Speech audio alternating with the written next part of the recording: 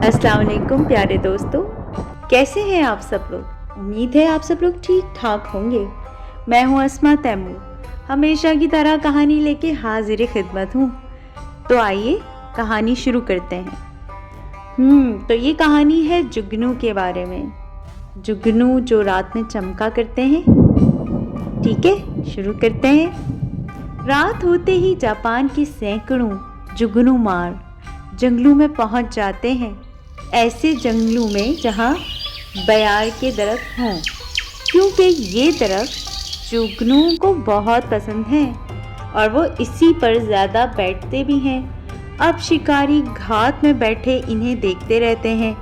जो ही दरख्तों पर बहुत से जुगनू चमकने लगते हैं, ये फौरन ही एक लंबा सांस दरख्तों की शाखों पर मारते हैं। इस तरह ढेरों जुगनू ज़मीन पर गिरते हैं। अब जुगनू मार बड़ी फुर्ती से जुगनू चुनना शुरू कर देते हैं।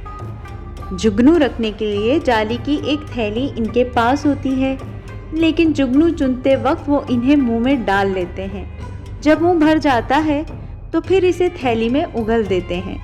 अगर ये मुंह में ना रखें और थैली में डालते जाएं तो इस तरह देर लगे और बाकी जुगनू मार मिनटों में पकड़ लेते हैं।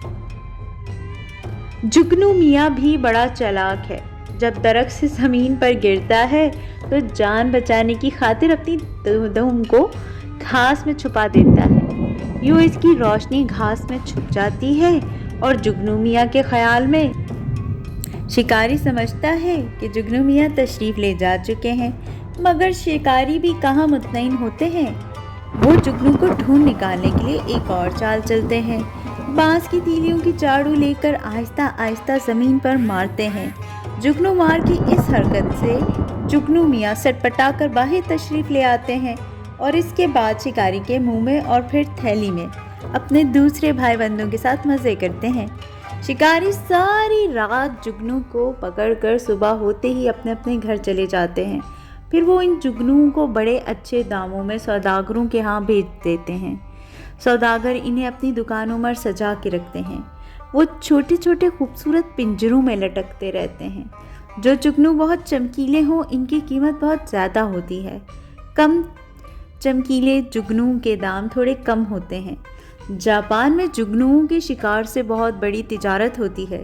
ये तिजारत ना हो तब भी वहाँ के बच्चों का ये मन भाता खेल है। गर्मियों की चांदनी रातों में बच्चों की टोलियाँ जुगनुओं का शिकार करने निकल जाती हैं।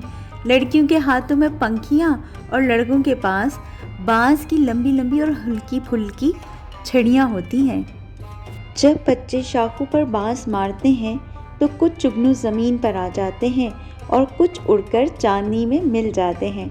अगर वो चांद की रोशनी में चले जाएं तो फिर दिखाई भी नहीं देते और बच्चों का शिकार हाथ से निकल जाता है। अब इन्हें एक और शरारत सूझती है और वो छोटी सी साफ बोतल में 2-3 जुगनू बंद कर ज़मीन पे रख देते हैं। क्योंकि जुगनुओं को चमकती हुई चीज़ से मोहब्बत होती है, चाहे वो आग ही क्यों ना हो। इसलिए वो जल्द इस बोतल पर लपकते हैं। जब बोतल के गिर्द जमा हो जाए तो बच्चे इन्हें पकड़कर डब्बों में बंद कर लेते हैं।